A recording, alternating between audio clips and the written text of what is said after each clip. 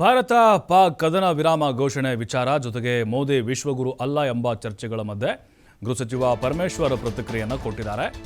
CM ಜೊತೆ ಭದ್ರತೆ ಬಗ್ಗೆ ನಾವು ಚರ್ಚೆ ಮಾಡಿದ್ದೆವು, ಅಂದರೆ ಮಾಡ್ತಾ ಇದ್ವಿ. ಆ ಸಂದರ್ಭದಲ್ಲೇ ಟ್ರಂಪ್ ಟ್ವೀಟ್ ಬಂತು. ನಮ್ಮ ಡಿಫೆನ್ಸ್ನಿಂದ ಮೊದಲು ಬರಬೇಕಾಗಿತ್ತು, ಆದರೆ ಡಿಫೆನ್ಸ್ ಮಿನಿಸ್ಟ್ರಿಯಿಂದ ಬರಲಿಲ್ಲ. ಅವ್ರು ಹೇಗೆ ಅನೌನ್ಸ್ ಮಾಡ್ತಾರೆ ಅಂದುಕೊಂಡೆವು. ಅರ್ಧ ಗಂಟೆಯೊಳಗಡೆ ಡಿಫೆನ್ಸ್ನಿಂದ ಬಂತು.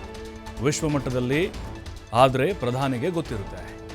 ಇದರ ಬಗ್ಗೆ ಮೊದಲು ತಿಳಿಸಬೇಕು ಅಂತ ಪರಮೇಶ್ವರ್ ಹೇಳಿದ್ದಾರೆ.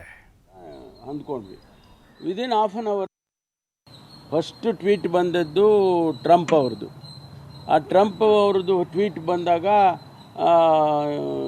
ಸೀಸ್ಫೈರ್ ಅನೌನ್ಸ್ ಮಾಡಿದ್ರು ಅವರು. ಆ ಸೀಸ್ಫೈರ್ ಅನೌನ್ಸ್ ಮಾಡಿದಾಗ ನಾವೇನು ಅಂದ್ಕೊಂಡು ಅಂದ್ರೆ ಇನ್ನೂ ಏನು ನಮ್ಮ ಡಿಫೆನ್ಸ್ ಮಿನಿಸ್ಟ್ರಿಯಿಂದ ಅಥವಾ ಕೇಂದ್ರ ಸರ್ಕಾರದಿಂದ ಯಾವುದೇ ಕ್ಲಾರಿಫಿಕೇಷನ್ ಬಂದಿಲ್ಲ.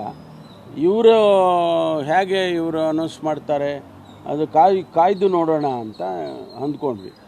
ವಿದಿನ್ ಹಾಫ್ ಆನ್ ಅವರಲ್ಲಿ ನಮಗೆ ಡಿಫೆನ್ಸ್ ಮಿನಿಸ್ಟ್ರಿ ಸ್ಪೋಕ್ಸ್ ಪರ್ಸನ್ ಮಾತಾಡುವಾಗ ಅವರು ಈ ಥರ ಸೀಸ್ಫೈರ್ ಆಗಿದೆ, ಅಮೆರಿಕನ್ ಇಂಟರ್ವೆನ್ಷನ್ನು ಅದು ಇದು ಎಲ್ಲ ಹೇಳ್ತಾಯಿದ್ರು.